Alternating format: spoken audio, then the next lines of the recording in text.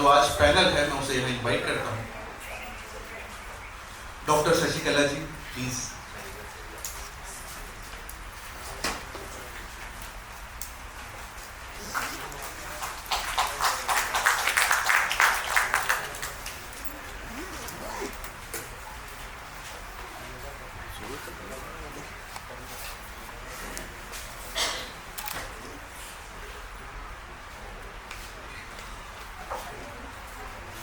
रजनी गुप्त जी,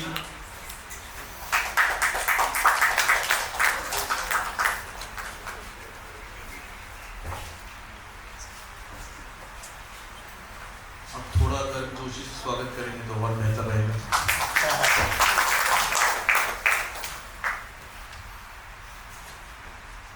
सुजाता जी please आप।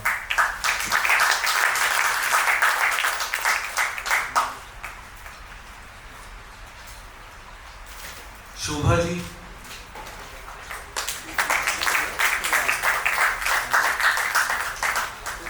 और सुशीला पुरी जी।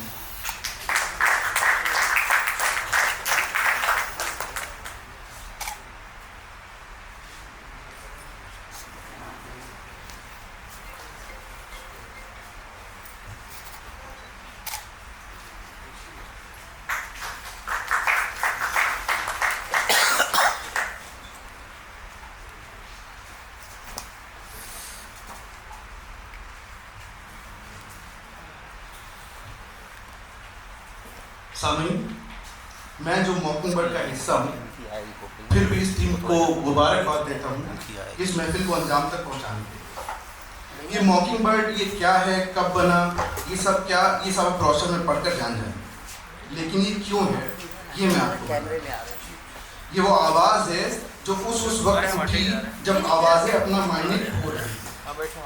ये उठी मुझे नहीं पता इन्होंने क्या बता क्या नहीं। अजमल साहब का एक मिसरा है, हम इश्क की उस मंजिल पर हैं, आवाज दिखाई देती है।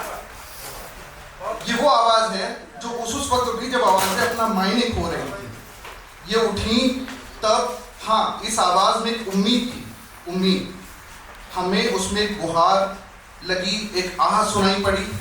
आह इस बात की कि हम तेरे दर्द को आवाज तो कर सकते हैं पर तुझे कैद से आजाद नहीं कर सकते। तो हाज़रीन, आज ये महफिल जो यहाँ पे इकट्ठा हुई है, ये आज अमृता प्रीतम जी की वर्षगांठ है और उसी के सिलसिले में ये इवेंट यहाँ पे हो रहा है। इसका नाम है बंटवारे की ज़मीन पर मुकम्मल औरत का तसव्वुर। जैसा कि हम शायरी में पढ़ते हैं कि शायरी बाइनरी ऑपोजिट पे डिपेंड करती है, और बंटवारे की ज़मीन जिस वक्त बंटवारा हो रहा था उस वक्त मुकम्मल औरत, ये दोनों एक बाइनरी ऑपोजिट थे, ना कि मुतबादिल थे। पर हमारे साथ जो आज पैनल बैठा है ये पूरी कोशिश करता है कि ये दोनों चीज़ें मुतबादिल बन जाए, मतलब ये इसके पर्यायवाची बन जाए।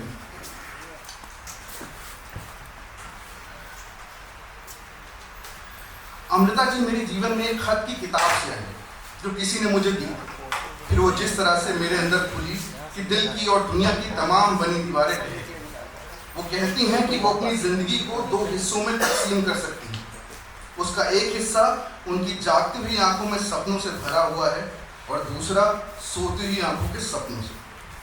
वो घर की किताबों में चुपचाप पड़ी हुई एक किताब है जिसके वरक़ खाली हैं, जो उन्होंने तमाम उम्र उसे भरते हुए बिता दी। और आज ये पैनल उन्हीं की तर्जुमानी और बयानी करेगा।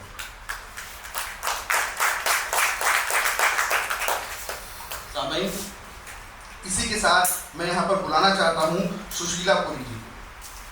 सुशीला जी जिनका देश की सभी प्रमुख पत्र पत्रिकाओं, आकाशवाणी व दूरदर्शन से रचनाओं का प्रसारण हुआ है, जिन्होंने रजा फाउंडेशन, भारत भवन, साहित्य अकादमी में कविता पाठ किया है, जिनकी कविताओं का अनुवाद मराठी, नेपाली, उर्दू, बांग्ला व अंग्रेजी में भी किया गया है।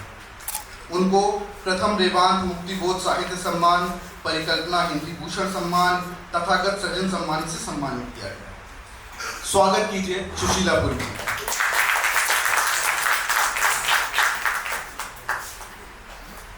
बहुत शुक्रिया सुने।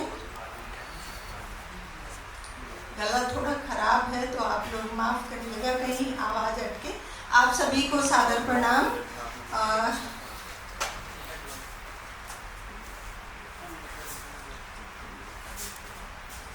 बंटवारे की ज़मीन पर मुकम्मल औरत का तस्वुर, ये शीर्षक जो बंटवारे की ज़मीन पर मुकम्मल औरत का तस्वुर, इस शानदार शीर्षक के लिए युवा नाटककार भारतेंदु कश्यप को मैं हार्दिक बधाई देती हूँ द मॉकिंग बर्ड को कि इन्होंने इतनी महत्वपूर्ण लेखिका को केंद्र में रखते हुए ये चर्चा आयोजित कराई। इस विषय को 2 खंडों में भी बांट सकते हैं, जैसे बंटवारे की जमीन और मुकम्मल औरत का तस्वुर। और आज जो बातचीत के बाद नाटक है उसके लिए भी मैं बहुत सारी शुभकामनाएं देती हूँ गुंजन जी को। मैं अपनी बात 2 खंडों में एक तरह से कहना चाहूँगी। विषय बहुत बड़ा है और बड़े फलक पर चर्चा की मांग करता है। अमृता प्रीतम जैसी लेखिका जिन्हें तमाम बड़े सम्मान मिले, जिनकी कृतियों का दुनिया की तमाम भाषाओं में अनुवाद हुआ, अपनी बहुचर्चित कविता वारिस शाह से में वे लिखती हैं, अपनी कब्र में से बोलो और इश्क की किताब का कोई नया वर्ग खोलो। अपनी कब्र में से बोलो और इश्क की किताब का कोई नया वर्ग खोलो। पंजाब की एक बेटी रोई थी, तूने एक लंबी दास्तान लिखी, आज लाखों बेटियां रो रही हैं। ऐ दर्दमंदों के दोस्त, पंजाब की हालत देखो, चौपाल लाशों से अटा पड़ा, चनाब लहू से भर गया। किसी ने 5 दरियाओं में एक जहर मिला दिया है और यह पानी धरती को सींचने लगा है। इस जरखेज धरती से जहर फूट निकला है। देखो सुर्खी कहाँ तक आ पहुँची और कहर कहाँ तक आ पहुँचा। बहुत लंबी सी कविता है। फिर जहरीली हवा वन जंगलों में चलने लगी, उसमें हर बांस की बांसुरी जैसे एक नाग बना दी गई। नागों ने लोगों के होठ डस लिए और डंक बढ़ते चले गए और देखते देखते पंजाब के सारे अंग काले और नीले पड़ गए। जहाँ प्यार के नगमे गूंजते थे वो बांसुरी जाने कहाँ खो गई। वारिस साहब, मैं तुमसे कहती हूँ, अपनी कब्र से बोलो और इश्क की किताब का कोई नया वर्ग खोलो। अमृता प्रीतम की ये प्रसिद्ध कविता है जिसमें 1947 के भारत विभाजन के समय पंजाब में हुए भयावह से हत्याकांडों का त्रासद वर्णन है। अमृता अपनी कविता में कवि वारिस शाह से अनुरोध करती हैं कि वे अपनी कब्र से उठें और पंजाब के गहरे दुख दर्द को इश्क के छंदों में अंकित करें। अमृता की ये नज़्म 1947 में हुए बंटवारे की प्रमुख रचना मानी जाती है। बंटवारे के दर्द को बयां करने वाली इस कविता ने विभाजित होने से लगातार इनकार किया।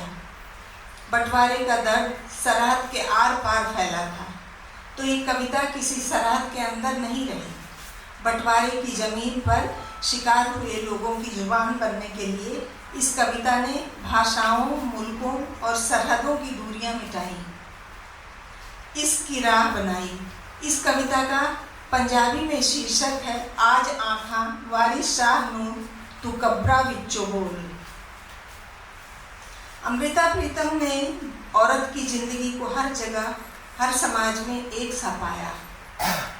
दुनिया के तमाम जरूरी बदलावों से दूर औरत की जिंदगी का भूगोल आज भी कमोबेश वैसा ही है।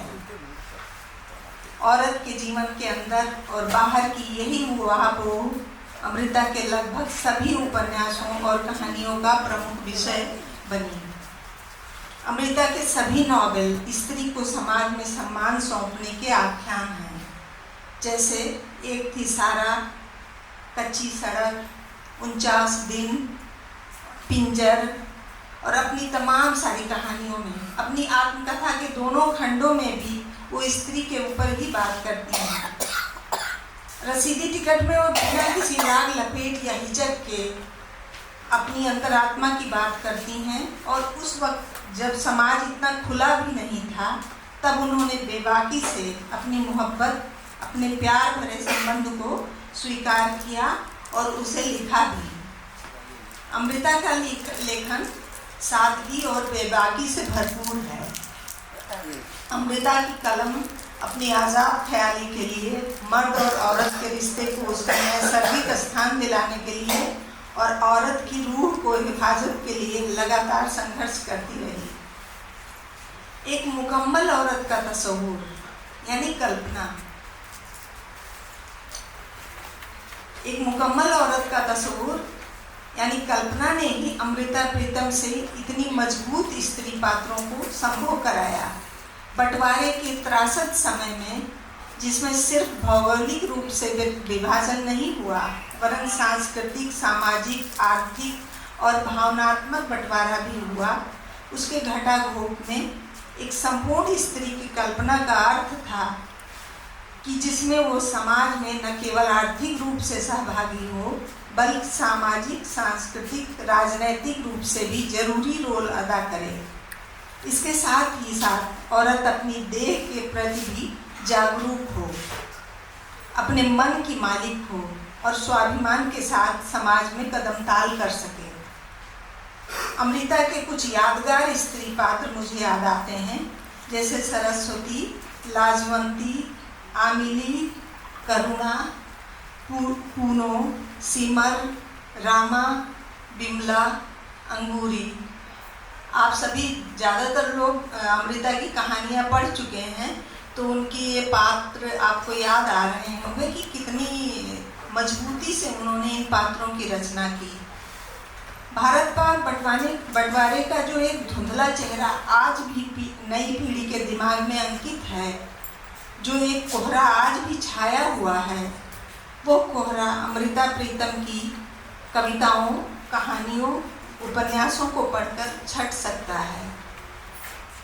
पद्म विभूषण, साहित्य अकादमी सम्मान प्राप्त अमृता प्रीतम के प्रति अपना हार्दिक स्मरण व्यक्त करते हुए मैं अपनी बात खत्म करती हूँ, और शुभम तिवारी और उनकी पूरी टीम को मैं बहुत धन्यवाद देती हूँ इस बातचीत के लिए। बहुत बहुत धन्यवाद।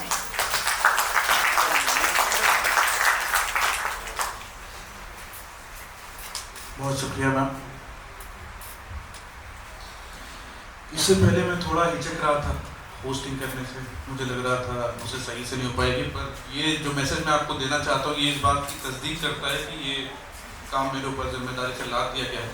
एक वैगनार जिसका रंग मुझे पता नहीं, उसका नंबर 8281 है, वो रोड पे बीच में खड़ी है, जिसकी वो प्लीज उसे हटा दीजिए। और दूसरी ये कि अपने फोन साइलेंट पे कर लीजिए, ये शिकायत पीछे से आ रही है कि वो आपको सुनने बता रहे हैं, उसकी वजह से हम इससे दूर हो रहे हैं। तो मैं भी थोड़ा सा वापस करते हैं। अब मैं शोभा अक्षर जी को आमंत्रित करना चाहता हूँ। शोभा जी अपनी रचनाओं, कविता और लेख से खोखले आदर्शों की दोहरी मानसिकता पर लगातार प्रहार करती हैं, वर्चनाओं को तोड़ती हैं।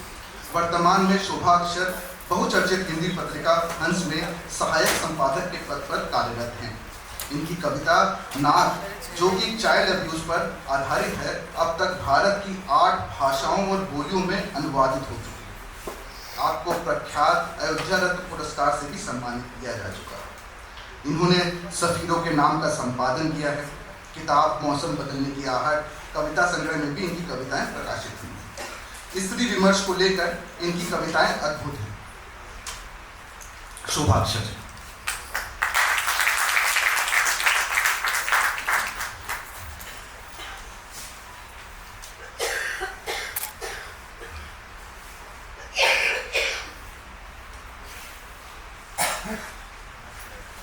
आप सभी को मेरा नमस्कार। और मैं अपनी बात शुरू करूं उससे पहले मैं बहुत गौरवान्वित महसूस कर रही हूं, और मुझे करना भी चाहिए। वो इसलिए क्योंकि मुझे इतना समृद्ध मंच साझा करने का अवसर मिल रहा है। शशिकला राय जी, रजनी गुप्त जी, सुजाता जी, सुशीला पुरी जी, ये सब साहित्य जगत की वो ज़हीन शख्सियतें हैं जिनको मैं पढ़ती आ रही हूँ और जिनसे कुछ ना कुछ सीखती आ रही हूँ।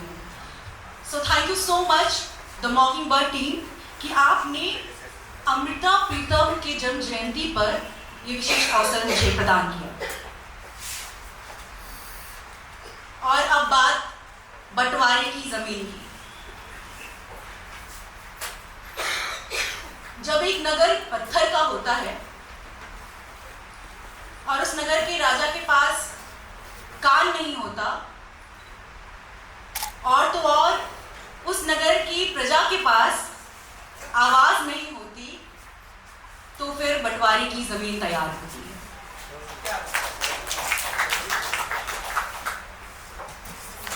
अमृता प्रीतम के ताल्लुक से अगर मैं कहूं तो यह बंटवारा महज जमीन का बंटवारा नहीं था। यह बंटवारा दुनिया के हर हिस्से में आज भी मौजूद इंसानियत का बंटवारा था, जिसकी चीख और दर्द हम सब वारिशानों में पढ़ते आ रहे हैं, सुनते आ रहे हैं। पिंजर उपन्यास में स्त्रियों के साथ जो दर्दनाक हौलनाक त्रासदियां होती हैं उस बंटवारे के परिपेश में, कहीं परिदृश्य में, वो सब हम पढ़ते आ रहे हैं। तमाम उनकी अन्य रचनाओं में इस चीख को हम लगातार सुनते हैं, पढ़ते हैं। लेकिन जिस बंटवारे की मैं बात कर रही हूँ वो बंटवारा महज दो जमीन के टुकड़ों का बंटवारा नहीं है। अमृता प्रीतम जलियांवाला बाग के बारे में भी बात करती हैं, जहां इंसानियत को गोलियों से छेद दिया गया है। वो साइबेरिया की बात करती हैं, जिसकी जमीन पर चीखों के टुकड़े बर्फ में आज भी जमे हैं। वो उस कॉन्सेंट्रेशन कैंप की भी बात करती हैं, जहां इंसानी मांस की गंध भट्टियों की राख में सोई। अमृता प्रीतम उस करागू यवाज की भी बात करती हैं, जिसकी कुल आबादी एक पत्थर के बुत में सिमटी। वो उस हिरोशिमा की भी बात करती हैं, जो एक कोने में एक फटे हुए दस्तावेज की तरह अभी भी पड़ा हुआ है। वो उस प्राग की भी बात करती हैं, जो सांसें रोके आज सेंसर की मुट्ठी में बैठा हुआ है।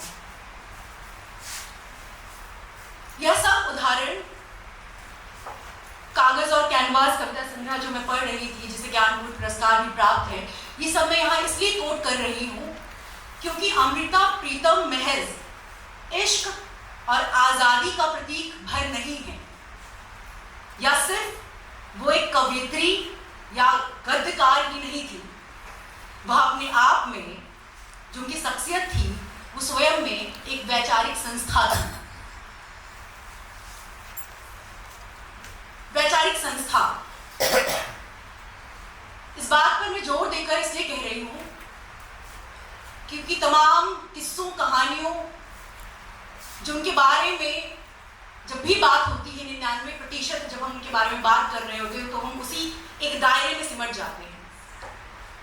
मैंने इस बार इस कार्यक्रम के बहाने उसके उत्तरों को पढ़ा। सांप्रदायिकता पर उनका कोट याद आ रहा है। जब मैं उन्हें एक वैचारिक संस्था कह रही हूँ तो एक मजबूत आधार मुझे देना चाहिए आप सब दर्शकों को। सांप्रदायिकता पर वो जो कहती हैं वो आज भी मेरे हिसाब से तो आज भी उतना ही प्रासंगिक है। बकौल अमृता प्रीतम, संप्रदायवाद और कुछ नहीं, ये संस्था है राजनैतिक, ये संस्था है राजनीति को चलाए रखने की। संप्रदायवाद का जन्म ही धर्म और राजनीति के संस्थानों से हुआ है। इसके राजनेता लोगों के दिमाग में काबिज होना चाहते हैं ताकि वे आप सबके ऊपर शासन कर सके। समाज की छोटी छोटी इकाइयाँ, बहुत छोटी छोटी इकाइयाँ, हमें दूर से देखने में लगता है बहुत छोटी छोटी इकाइयाँ हैं, लेकिन जब उसके परिणाम देखते हैं तो बहुत भयावह और बड़े हो जाते हैं। समाज की वो छोटी छोटी इकाइयाँ आपस में लड़ रही हैं, धर्म के नाम पर टकरा रही हैं, और ये सारी चीजें पावर ओरिएंटेड है। ठीक है, पावर ओरिएंटेड है, लेकिन समस्या कहाँ होती है? समस्या यह है कि लोगों के अंतःकरण में कोई इवोल्यूशन या कोई विकास नहीं हो रहा है। धर्म, जिसे हम सब या आप सब रिलीजन कहते हैं, उसे राजनीति ने एक संस्था बना दिया है। इसलिए तनाव बढ़ता चला जा रहा है, तनाव लगातार बढ़ता चला जा रहा है, और तनाव बढ़ने की वजह से आपस में लोग टकराते हैं, और जब इंतहा हो जाती है, स्थिति बद से बदतर हो जाती है, तो उसी तनाव में लोग हिंसक भी हो जाते हैं। अमृता प्रीतम का मानना है कि आध्यात्म का हिंसा से कोई सरोकार नहीं है, और हो भी नहीं सकता। तो हो क्या रहा है कि हम सब अध्यात्म के बारे में जिस छलावे में हैं, उसमें अध्यात्म को जानने के बजाय संस्थागत धर्म में अपने आप को स्वाहा कर रहे हैं। ये बकौल अमृता प्रीतम संप्रदायवाद की परिभाषा थी उनके अकॉर्डिंग। अब आप देखिए कि तमाम मेरे पास उदाहरण हैं जहां पर वो गंभीर विषयों पर अपनी अभिव्यक्ति को पूरी जिम्मेदारी के साथ रखती हैं। अभिव्यक्ति शब्द आया तो मैं यह जोड़ना चाहती हूँ कि साहित्य में जब अभिव्यक्ति को लेकर नई नई क्रांतियां हुई, level A, level B, level C, महिला लेखन में एक अलग अभिव्यक्ति की क्रांतियां चल रही होती हैं। आई डोंट नो कि हमने कब चाइल्ड अब्यूज के बारे में पहले बात करना शुरू किया, सेक्सुअल ओरिएंटेशन के बारे में कब सबसे पहले बात करना शुरू किया। वो एक स्तर के बाद आता गया। तो जब अभिव्यक्ति के बारे में नई नई क्रांतियां आई, तब महिला लेखन में जो शख्सियतें उभरी, हमारी ओर से अमृता प्रीतम सबसे प्रमुख आवाज थी।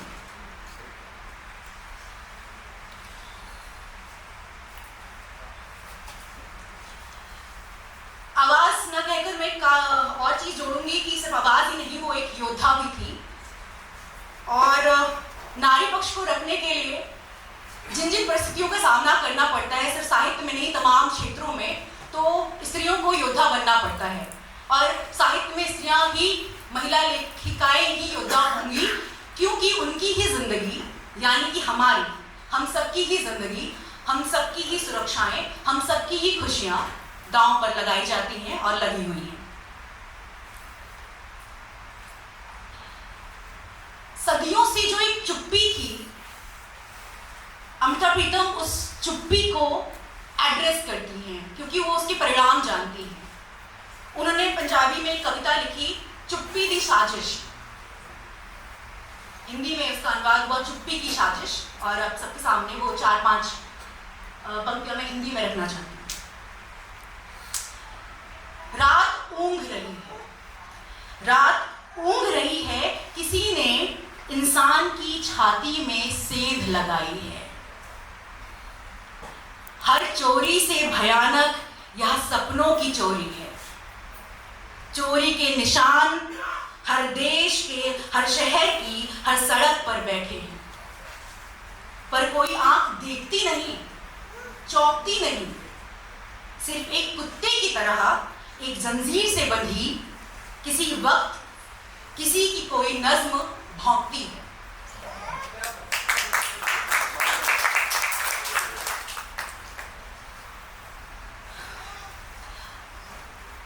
अमृता को पढ़ते हुए जब मैं लगातार, मैं ये नहीं कहूँगी कि मैंने संपूर्ण उनका पढ़ लिया, लेकिन जितना मैंने पढ़ा, एक चीज जो मूल रूप में केंद्र पर मेरे जहन में बार बार कौंध रहा था, वो ये कि जैसे अमृता जो कह रही है वो ये अपनी बात, आपको पता है वो ऐसी कवित्री है जिन्होंने अपने नाम की शीर्षक से भी कविता लिखी है, जहाँ पर वो कहती है कि सिगरेट की धुआं को जैसे झाड़ती हूँ वैसे अपने दुखों को भी झाड़ा है, अपने आप को झाड़ा, इस तरह से उनकी बात है। और शराब की बात करती, तमाम और अभिव्यक्तियाँ वो करती हैं, अपनी यात्रा के बारे में, प्यास की यात्रा के बारे में कहती हैं, तो गंगा जल से वोदका तक की यात्रा की बात करती हैं। खैर ये अलग मसला है। जहाँ जो मैं अभी बात कर रही हूँ वो ये बात कर रही हूँ कि जो मूल में मेरे जहन में कौंधता है वो ये कि स्त्रियोचित और पुरुषोचित कार्यों के बीच के अंतर के विविध को हम अभी पार नहीं पाए हैं। मुझे नहीं लगता कि हम शायद उस पर खुलकर बात भी करते हैं। ये काम स्त्रियों के हैं, ये काम पुरुषों के हैं, और इसके साथ उन सारे कामों के नेपथ्य में रूढ़िवादी अवधारणाओं को जोड़कर उसको समाज का एक जरूरी हिस्सा बना देना, इसे मैं एक साजिश की तरह ही देखती हूँ, जैसे अमृता प्रीतम भी देखती थी।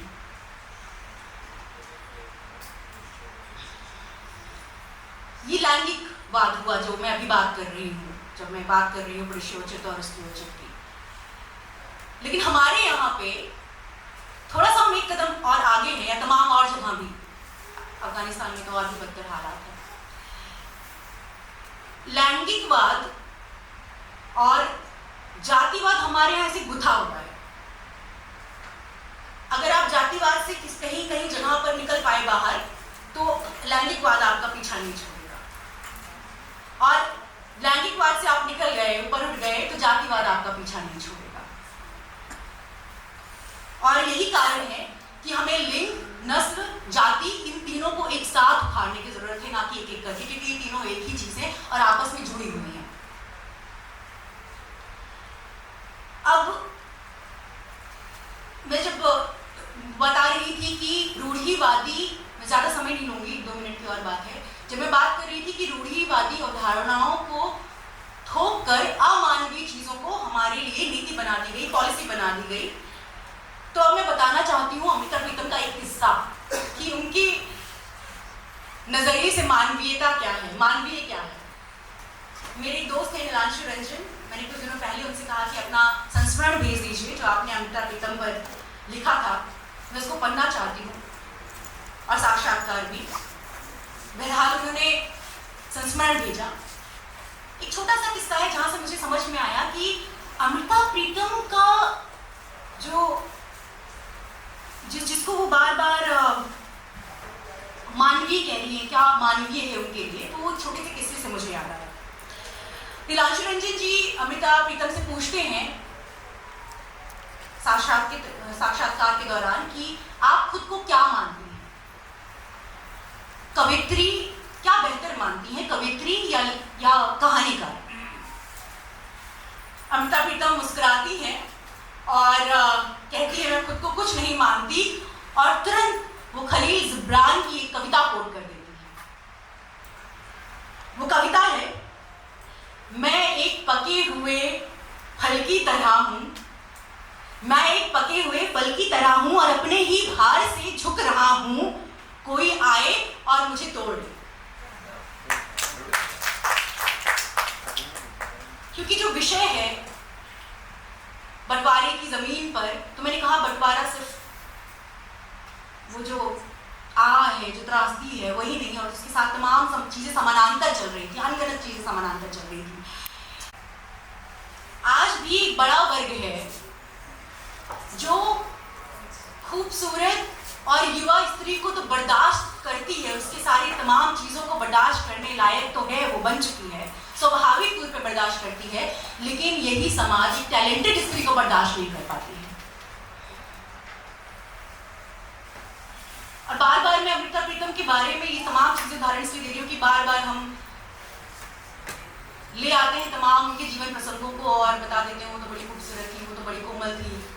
नहीं, as I said earlier, she was an institution herself.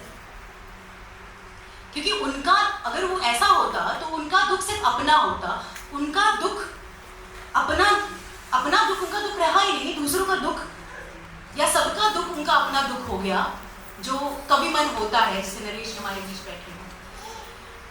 तो एक बेजोड़ कविता है। इसके बाद एक बात और कहूंगी, उसके बाद अपना वक्तव्य समाप्त करूंगी। इस कविता का शीर्षक बड़ा अद्भुत लगा मुझे। मैं जितनी कविता संग्रहों के पढ़ रही थी उसमें 2 कविताओं का शीर्षक मुझे अच्छा लगा। एक शीर्षक था उल्टा, यानी शीर्ष आसन किया हुआ प्रश्न चिन्ह, और एक ये जो मैं अभी कोट करने जा रही हूँ उसका शीर्षक है सीधा प्रश्न चिन्ह। ऐसे प्रश्न चिन्ह बना हुआ है शीर्षक में।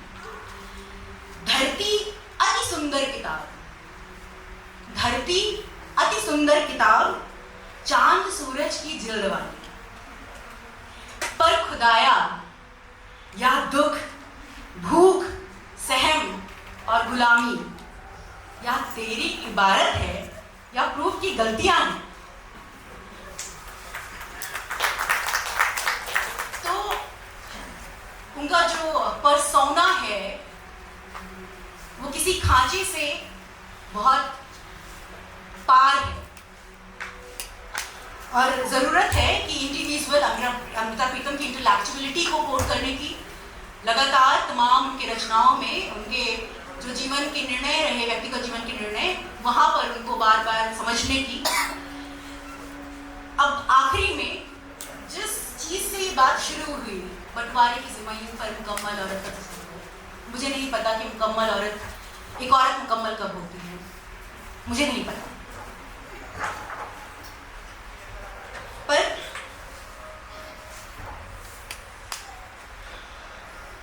जिस बात से मैं अपनी बात समाप्त कर रही हूं उसको सुनिएगा, और पूरे मेरे वक्तव्य का मुझे ऐसा लगता है, या अमृता प्रीतम के जीवन, ये तमाम अमृता प्रीतम से जैसी तमाम इसमें चुपता, ये तमाम और लोग रहे, अमर टोपी, तमाम लोग जो स्त्री मन को समझते थे, वो तमाम पुरुष साहित्यकार भी इसी दर्द को लेकर लिखते रहे, और अंततः वो यही दर्द लेकर चले भी गए। एक किताब है सेक्स एंड वर्ड पीस, तमाम लेखिकाओं ने मिलकर ये किताब लिखी है। वैलेरी एम हडसन, मैरी कैपरोली, जोना ली बोवेल, रोज मैकडर्मॉट। किताब बहुत अद्भुत है, किस तरह से युद्ध के बाद या युद्ध के दौरान या युद्ध से पहले स्त्रियों के साथ एक अलग ही स्तर की त्रासदियां चल रही होती हैं, उस पर ये किताब बेस्ड है। लेकिन मैं बात कर रही हूँ उस किताब के अंत में एक चित्र है जिसके पन्ने पर मैं कई बार रुकी, और मुझे लगा कि आज का वक्तव्य मैं उसी से समाप्त कर रही हूँ। वहां पर मानव नस्ल 2 पंख वाली चिड़िया है। मानव की तस्वीर बनी है, इसका नस्ल दिखाया गया है कि 2 पंख वाली चिड़िया है।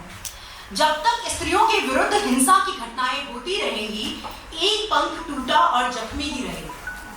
जब वह पंख घाव भरने के बाद अपनी प्राकृतिक मजबूती प्राप्त कर लेगा, तभी हम मनुष्यों के रूप में उड़ान भर पाएंगे, और तभी हम सब ऊंचाइयों को छू पाएंगे। इस चीज को समझने की जरूरत है आज इस विशेष मौके पर। और अब अपने संबोधन को समाप्त करती हूँ और बताती हूँ अमृता प्रीतम का वो पता, जहाँ पर मैं उनसे अक्सर मुलाकात करती रहती हूँ। जहाँ भी आज़ाद रूह की झड़प पड़े, समझना वह अमृता प्रीतम का घर है। बहुत बहुत शुक्रिया, बहुत बहुत धन्यवाद।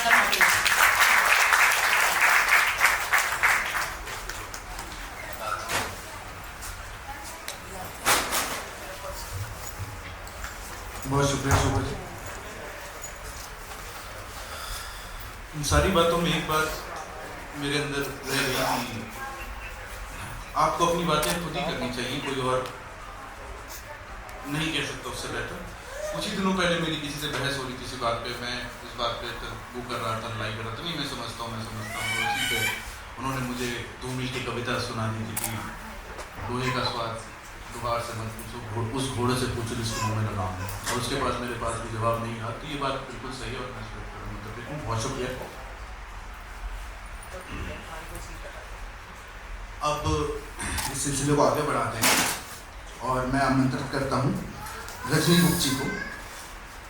रजनी गुप्त जी जिन्होंने एमफिल और पीएचडी जेएनयू नई दिल्ली से की, उनके कुछ उपन्यास, कहीं कुछ और, किशोरी एक आसमां, एक न एक दिन, कुल जमा 20, ये आम रास्ता नहीं, कितने घट गए, कुछ कहानी संग्रह हैं, एक नई सुबह, हाट बाजार, प्रेम संबंधों की कहानियाँ, फिर वहीं से शुरू, ढलान पर तू।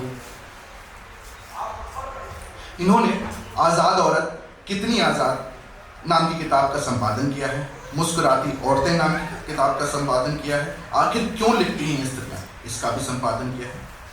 कहीं कुछ और राष्ट्रीय पुरुषोत्तम दास टंडन ओपन यूनिवर्सिटी इलाहाबाद के सूत्री विषम पाठ्यक्रम में शामिल है। स्त्रीगत औरंगाबाद विश्वविद्यालय के बीरी कोर्स में शामिल है।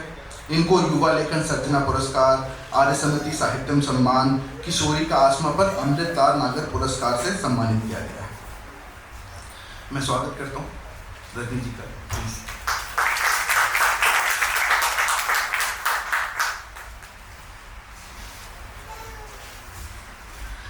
सभी को नमस्कार। और इतनी संजीदा मुद्दे पर मुकम्मल औरत और हम सब इकट्ठे हुए हैं, मैं सैल्यूट करती हूँ सबसे पहले अमृता प्रीतम जी का, जिन्होंने कितने दशक पहले जो परिकल्पना की स्त्री के वजूद को लेके, उसकी आज़ादी को लेके और जैसा वो सोचती हैं वैसा लिखने और वैसे जीने के फ़र्क को मिटाने की। मुझे 87-88 का वो दौर याद आ रहा है जब जवाहरलाल नेहरू विश्वविद्यालय ने उनको आमंत्रित किया था किसी संगोष्ठी में। मैं उस समय वहाँ थी और नई गई थी और मुझे पता नहीं था कि संगोष्ठियाँ या जो चर्चा परिचर्चाएँ होती हैं उसमें जो इतने बड़ी साहित्यकार को बुलाते हैं तो माहौल कैसा होना चाहिए। थोड़ा सा जेएनयू लोकतांत्रिक उस समय भी था, आज भी है। और मुझे अभी वो घटना याद आ रही है कि जिस समय उनको मंच पर बुलाया गया तो जितने सुनने वाले थे उतने ही उनका विरोध करने वाले भी थे और उतनी ही सहजता, सौम्यता और अपनी आवाज़ की ताकत से उन्होंने बोला और पूरा बोलकर ही उन्होंने अपना भाषण समाप्त किया। तो मुझे अभी तक वो याद आ रहा है, वो लम्हा जिस समय उनका विरोध हो रहा था और मेरी ये समझ में नहीं आ रहा था कि आप जिसको ससम्मान आमंत्रित करते हैं तो आप उनका विरोध किस आधार पर कर सकते हैं। तब तक मैंने उनको बहुत कम या ना के बराबर पढ़ा था। धीरे धीरे जब हम साहित्य की दुनिया में आए हैं, जब जीवन को हमने समझा है, जाना है, तो महसूस किया है कि एक औरत या एक स्त्री की जो परिकल्पना हमारे समाज ने करके हमें दे दी है या जो परिभाषा है उनके अस्तित्व को लेके गढ़ के हमें दे दी है, उसको जीने में और सचमुच स्त्री जो जीवन जीती है उसके बीच में उतना ही फर्क है जितना धरती से आसमान के बीच का फर्क होता है। और कितनी बड़ी परिकल्पना थी कि उन्होंने इतने साल पहले उस गैप को मिटाने के लिए पूरी शिद्दत से और पूरी मेहनत से और पूरी ईमानदारी से लिखा भी। उनका लेखन सचमुच, अभी शोभा ने कहा, मैं सहमत हूँ कि वो नहीं है जो 2-4 लाइनें लेके लोग हिंदी जगत में या पंजाबी जगत में या और साहित्य के और भाषाओं के साहित्य में लोग ले ओढ़े। मैं उनके उस जीवन के हिस्से को लोगों की दूषित और पूर्वाग्रही मानसिकता से जोड़ना चाहती हूँ। जिस समय अमृता जी इस देश में, इस हिंदुस्तान में थी, बंटवारे की जमीन, मुल्कों के नक्शे और सारी हदें, सरहदें एक दूसरे को हाथों और पांवों में घसीट कर फेंकते रहे। दुनिया के जितने भी वाद थे, विश्वास थे, वे सब एक दूसरे का गला घोंटते रहे। घमासान का युद्ध इतना था कि लहू की नदियां बहीं।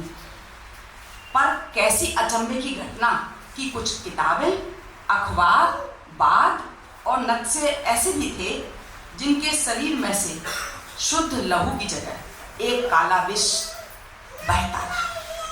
साहित्यकारों के पास वो काला विष होता है जहां पर वो लहू की जगह उसको उकेरते हैं, लिखते हैं।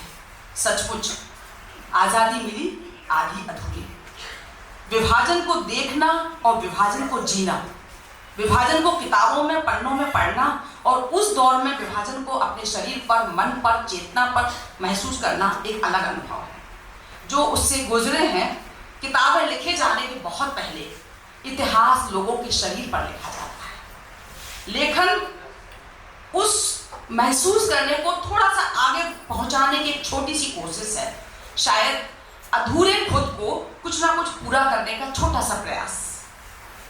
मुझे याद है हम सब लोगों ने 87 के देश की आज़ादी के विभाजन के समय जबरदस्ती उठाकर ले जाई गई औरतों की कोख से जन्मे मजबूर बच्चे की जवानी, बहुत सारी कविताएं लिखी गई हैं। एक कविता की 2 लाइनें मुझे अच्छी लगी। धिक्कार हूं मैं वह जो इंसान पर पड़ रही, पैदाइश हूं उस वक्त की जब टूट रहे थे तारे, जब बुझ गया था सूरज। कांच के बर्तनों की तरह उस समय विभाजन के दौर में सामाजिक, राजनीतिक, धार्मिक जीवन के मूल्य टूट रहे थे, जिसकी किरचों से लोगों के पैर लहूलुहान हो रहे थे।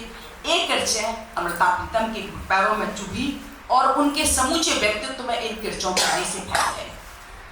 जिंदगी की का मुंह देखने की भटकन में उसी तपिश के साथ उनका लेखन चलता रहा। होंठ, सचमुच उनके होंठ जिंदगी की प्यास से खुश्क होते गए, सूखते गए। आपका आकाश के तारों को हाथों से छूने से उनका दिल करने लगा कि इन तारों को हाथों से छूई और किसी भी तरह के अन्याय के खिलाफ उनकी सांसों में सुलग उठती है आग। मन की तहों पर सबसे पहला दर्द होता है मजहब का, जिसने सबसे ज्यादा दूरियां पनपाई। हिंदुस्तान के बंटवारे के समय बंटवारे के हाथों तबाह होकर दोनों मजहबों के जुल्म को अमृता जी ने बिना किसी रियायत के समूचा लिखा। यह चेहरा ना देखा होता तो पिंजर जैसा उपन्यास भी कभी ना लिखा गया होता। बीतते हुए साल, वो कहती हैं कि जो साल बीते हैं वो शरीर पर कपड़ों की तरह नहीं होते, बल्कि शरीर के लिए तेल बन जाते हैं, जो मुंह से कुछ नहीं बोलते हैं, पूरे शरीर में चुपचाप पड़े रहते हैं, दिखते रहते हैं, सालों साल काला निशान बनकर। कलंक का, जैसे दुनिया कहती है कि कलंक का टीका है, लेकिन वो स्त्री के जीवन में पड़ा हुआ स्थायी काला तेल लगा है। देश विभाजन के पहले का देश और बाद के हालात इतने भीषण थे जिसका अनुमान शायद किसी को नहीं था। लोगों के अंदर और बाहर सब तरफ अंधेरा था, अंधेरा समय था, अंधेरे काले चैप्टर दर्ज होते जा रहे थे। हवा ऐसे साए साए कर रही थी जैसे इतिहास के पहलू में बैठकर रो रही हो। वीरांगी के टीले ऐसे थे जैसे वो टीले नहीं कब्रें हों, जहां पर हिंदुस्तान के तमाम लोगों की कब्रें थी। 47 में जब हिंदू मुसलमानों का तबादला हुआ, लाहौर के भरे पूरे घर को छोड़कर जब सब दिल्ली जाने लगे, तब अमृता जी लिखती है कि घर के मुखिया का यह ख्याल था कि यह अफरा तफरी चंद दिनों की बात है, सरकारें लोगों के घर नहीं छीनेंगी, छीन ही नहीं सकती, इसलिए वो वहीं रहकर आग्रह करते कि हम रखवाली करेंगे घर की। पर जब हालात बहुत बिगड़ गए तो मिलिट्री ने उन्हें जबरदस्ती ट्रक में बिठाकर दिल्ली भेज दिया। घर के सामान और बिस्तर के नाम पर एकमात्र पुराने घर का कालीन था। भरा पूरा घर छोड़ने का दुख और रास्ते का कष्ट जब उनसे बर्दाश्त नहीं हुआ तो दिल्ली पहुंच के उसी पुराने घर के कालीन में लिपट कर वो इस दुनिया को अलविदा कर दिया। अपने भाग्य का दर्द बांटकर, लोग कहते हैं हमारे भाग्य का दर्द है, लोग जी रहे थे, जबकि दर्द उनकी आंखों में, उनकी होंठों में चिपके हुए तिल और काले मस्से की तरह समूची देह में चिपक गया था। इसे ही धीरे धीरे लोगों ने अपने अस्तित्व का हिस्सा मान लिया। पिंजर की कथा लिखना किसी भी कलाकार के संयम की परीक्षा भी थी। अमृता ने उसकी मूल आत्मा को ही उघाड़कर, स्त्री की मूल चेतना को उघाड़कर एक एक शब्द लिखा है। यथार्थ की सीमाबंदी से घबराकर जब हम फैंटेसी के पास जाते हैं तो जो स्थिरता में पाया जाता है, जो बियॉन्ड फैंटेसी है, कि जब घर टूट रहा है, मासूम बच्चे टूटते हुए घर के कंकड़ों को किस तरह अपने शरीर पर झेलते हैं, इसकी तकलीफ हर माँ को होती है। जब हम रसीदी टिकट पढ़ रहे थे तो मुझे अभी किस्सा याद आ रहा है कि जब अमृता का घर टूटा था और जब उनके बच्चे अलग हो गए थे उनसे, तब उनका लिखा हुआ दर्द शायद कम लोग जानते होंगे कि वो लिख रही हैं कि मन की पीड़ा से गुजरती हुई माँ के घर जन्मे बच्चों को उनकी पीड़ा भी भुगतनी पड़ती है। जैसे माँ के नए नक्श बच्चों में जाते हैं, उसी तरह बच्चों के मानसिक दर्द को भी बच्चों को कैरी करना पड़ता है। ये उन्होंने साफ साफ लिखा है कि जब हमारा घर टूट रहा था तो हमारे मासूम बच्चे भी टूटते हुए घर के कंकड़ों को ना केवल अपनी देह पर झेल रहे थे, अपने मन पर भी भुगत रहे थे।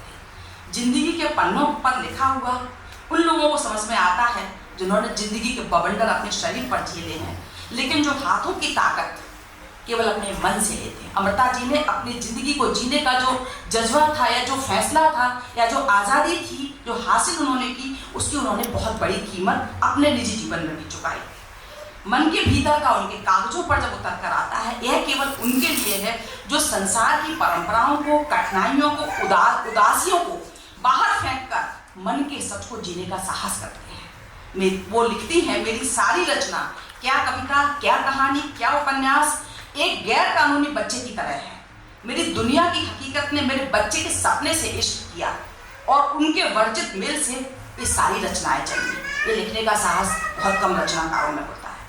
सरहद के दोनों तरफ इन औरतों ने विभाजन के मानवीय प्रभाव को बहुत सारे स्तरों पर झेला, विशेष रूप से शारीरिक, मानसिक। इस विषय में इतिहास में बहुत सारी चीजें चुप्पा धारण कर लिया और जो लिखा भी है वो बहुत ही आधा अधूरा या शिष्टता के या सामाजिक संयम के उसमें। स्त्रियां जिनके अनुभव को दर्ज करने की कार्रवाई को ऐतिहासिक चुप्पी मान लिया गया और उसको तोड़ने का साहस किया था अमृता प्रीतम ने। कहीं ना कहीं परिवार, हर परिवार इस यंत्रणा को चुप्पी साधे रहे। उनको बताया गया कि इस बारे में लड़की खो गई है या लड़की दूसरे देश में चली गई है, इसके बारे में चुप हो जाओ या लड़की को मार डालो। सांस्कृतिक, सामाजिक और पारिवारिक दबावों के चलते जो लड़कियां अपने ऊपर हिंसा झेल रही थी या जिस तरह के असहनीय अनुभव औरतों के द्वारा झेले जा रहे थे, शायद शब्द नहीं है, कलम नहीं है, उन दबावों को लिखने के, उस तरह की हिंसा को या उस तरह के असहनीय अनुभव को औरतों द्वारा लिखा जाना हमेशा से कहा जाता है कि बड़ी निर्लज्ज लेखिका है। उस तरह के इन्होंने भी झेले। विभाजन की यादें, कटु यादें उनके उपन्यास में दर्ज हैं। जब मुझे याद है कि देश टूटने की प्रतिध्वनियां वो लिख रही हैं कि जब घरों में थी, मानवीय चेतना के त्रासद प्रभाव महसूस किए जा रहे थे, परिवार, संबंध सब कुछ धज्जियों में बिखर रहे थे। दो विपरीत ध्रुवों में बटे परिवार की रोजमर्रा की जिंदगी में आजादी का आंदोलन बाहरी था और भीतर की आजादी अभी भी आधी अधूरी थी। स्त्रियों पर इतनी हिंसा हुई जब दो अलग अलग धार्मिक समुदायों ने अपने अधिकार प्रदर्शन का, अपनी प्रभुता या वर्चस्व स्थापित करने का औरतों को जरिया बना लिया। उन्हें अगर अपना वर्चस्व दिखाना है तो औरतों को खरीद लो, औरतों को अपहरण कर लो, औरतों को बलात्कार करो। ऐसा कई लोगों ने, घर वालों ने कहा औरतों से कि आप हत्या कर लो, नहीं तो उठा के हम फेंक देंगे। और कई परिवारजनों ने उनको मारा भी। अमृता में ये लिखने का साहस था। स्त्री उनके लिए अधिकार प्रदर्शन की या श्रेष्ठता के प्रमाण पत्र के रूप में इस्तेमाल की जाती रही। विभाजन की हिंसा और विस्थापन में अपने अपने घरों से निर्वासित औरतों का दर्द जितनी शिद्दत से पिंजर उपन्यास में आया है, बहुत कम ऐसे उपन्यास हैं। 1950 में जो किरदार इतिहास ऐसे किरदारों को जिंदा कर रहा था, उस यथार्थ के पथरीले रास्तों पर कई किरदार अकेले छोड़ देता है। पारो और लाजो जैसी न जाने कितनी औरतों के दुस्वप्न पीढ़ियों तक फैलने वाली उदासी ओढ़ लेते हैं। इस उपन्यास से गुजरना ऐसी अंधेरी काली सुरंग में गुजरने जैसा अनुभव रहा मेरा, जहां से बाहर आने का कोई रास्ता ही नहीं सूझ रहा था।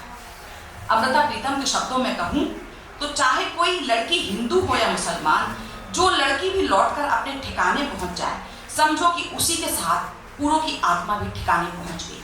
एक अद्भुत, अविस्मरणीय अनुभव जिसके चेहरे पर दर्ज है विभाजन की पीड़ा। सचमुच जीवन की तमाम सच्चाइयों को जितनी तीक्ष्णता से, जितनी तीव्रता से वो खोल पाई हैं, जिस तरह के हर दृश्य में स्त्री किरदारों की बेबसी और वेदना जिंदगी के उतार चढ़ाव को दिखाती है, जिसे पढ़कर विभाजन के सूखे जख्म फिर से तीसने लगते हैं। पूरों से हमीदा बनने की ऐसी किस्सा हुई जिसे पढ़कर इस निर्लज्ज समाज का दोमुहापन उजागर होता है। भारत पाकिस्तान के विभाजन के बड़े फलक पर आधारित उनकी तमाम कृतियों ने इतिहास को कलमबद्ध करते हुए उन विभाजन के, उन विभीषिका के कड़वे अनुभवों को रेखांकित किया है। आज़ादी के लिए संघर्षरत इस समाज का हालचाल लेते हुए अमृता प्रीतम ने सामाजिक रिश्तों के तथाकथित मूल्यों को तज कर मानवीय से अमानवीय होते चेहरों को बेनकाब किया है, जहाँ नैतिकता का कोई मतलब नहीं रह जाता, बेमानी लगने लगती है। उनके सरोकार इतने बड़े थे कि सामाजिक और राजनीतिक बदलावों के बीच वे हिंदू और मुस्लिम होने की यातना को बर्दाश्त कर रहे थे। उस तनाव को व्यक्त करने के लिए जिन किरदारों को उन्होंने रचा, जिस सच को बेबाकी से कहने का साहस किया, अगर उन्हीं के शब्दों में कहें, वो लिख रही हैं कि जिंदगी के हादसे कई रागों की स्थापना करते हैं जिनके लिए नए स्वरों की जरूरत पड़ती है। ऊंचे नीचे स्वरों की, पर वह 5 विकृत स्वर इंसान के अकेलेपन का, उदासी, विरक्ति, चुप और चीख के एहसास होते हैं। वह विकृत स्वर होते हैं पर वर्जित नहीं। साहित्य का जादू राग के जादू जैसा होता है, आत्मा के दिए जला सकने वाला, मन के मेघ से नीर को ले जा सकने वाला और बेकार की रूढ़ियों को नष्ट कर देने वाला। मैंने अमृता प्रीतम को जितना पढ़ा है या जितना समझा है, सबसे बड़ी लकीर हमें उनकी ये लगती है कि आज का जो स्त्री विमर्श है वो अभी भी काफ़ी पीछे है। अमृता प्रीतम की जो सरोकार थे, जो उनकी संकल्पना थी औरत के वजूद को लेके, उसकी निष्ठा को लेके, उसकी आज़ादी को लेके, उसके आत्मनिर्णय को लेके, या अपनी तरह से जीवन जीने के जिस साहस को उन्होंने अपने साहित्यिक जीवन और निजी जीवन के गैप को कम करके लिखा, इसके लिए मैं उनको सैल्यूट करती हूँ। और इस पूरी टीम को जिन्होंने बहुत मेहनत से इस कार्यक्रम की संयोजन किया है, रूपरेखा बनाई है, शुभम है, भारतेंदु जी हैं, शिवेंदु हैं और पूरी टीम, सबको एक बार मेरी तरफ से बहुत बहुत शुक्रिया। बहुत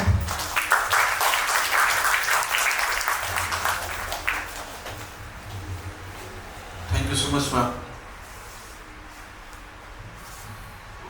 आपकी बातें सुनते हुए कुछ ऐसा याद आया कि कुछ लोग जब पढ़ते लिखते वक्त मिल जाते हैं तो वो ऐसे लोग होते हैं जिनके साथ आप रह के 10 किताबें आगे बढ़ जाते हैं, तो आपको ज़्यादा पढ़ने की ज़रूरत नहीं पड़ती, उनसे ही आप इतना कुछ सीख जाते हैं। ऐसे ही अमृता जी के बारे में सुन के पढ़ के, मेरी माँ ने शायद अमृता जी को कभी नहीं पढ़ा, पर वो बोल्डनेस, वो सारी चीज़ें उनके अंदर दिखती हैं। वो जो चीज़ें थी जो एक समाज का हिस्सा बन गई, वो लड़ाई जो शायद 100 साल की थी, 200 साल की थी, वो कम कर दी गई और वो कम करने में उनका बहुत बड़ा हाथ है और आपको ये सुन के लग भी रहा है। तो बहुत शुक्रिया ये सब बताने के लिए, हमें इस बात का एहसास दिलाने के लिए। उस सिलसिले को एक और नाम से आमंत्रण देना चाहता हूँ। मैं बुलाना चाहता हूँ सुजाता जी को।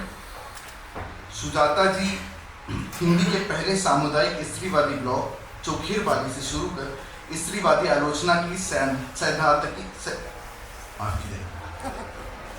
सैद्धांतिकी लिखने तक सुजाता जी ने लंबा सफर तय किया। उनके कविता संग्रह अनंतिम मौन के बीच और एक उपन्यास 1/2 प्रकाशित हो चुकी हैं। स्त्री विमर्श पर 2 किताबें, स्त्री निर्मित और दुनिया में औरत के अलावा आलोचना की किताब आलोचना का स्त्री पक्ष पर आलोचना का प्रतिष्ठित अवार्ड देवी शंकर अवस्थी स्मृति सम्मान प्राप्त हुआ है। कविता के लिए भी कई सम्मान और पुरस्कार उन्हें मिले हैं। पंडित रामाबाई की जीवनी विकल विद्रोहिणी पंडित रामाबाई हाल में प्रकाशित हुई। सुजाता जी।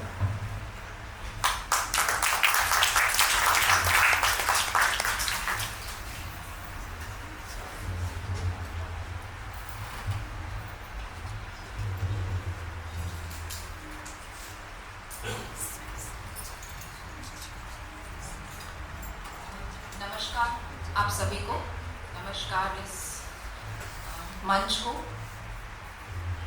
और बहुत शुक्रिया मॉकिंगबर्ड की टीम का कि इतना खूबसूरत विषय वो हमारे लिए चर्चा के लिए लेकर आए। मुझे लगा था कि इस पर तो हमको आधे घंटे बात करना चाहिए, और लेकिन हाँ, अभी एक नाटक भी है जिसको देखने की उत्कंठा मेरे मन में भी है, इसीलिए जो तयशुदा वक्त है 12 मिनट इसमें बात खत्म करने की कोशिश करूँगी। 12 मिनट में न बात पूरी हो रही तो टोक दीजिएगा, मैं वहीं बंद करूँगी।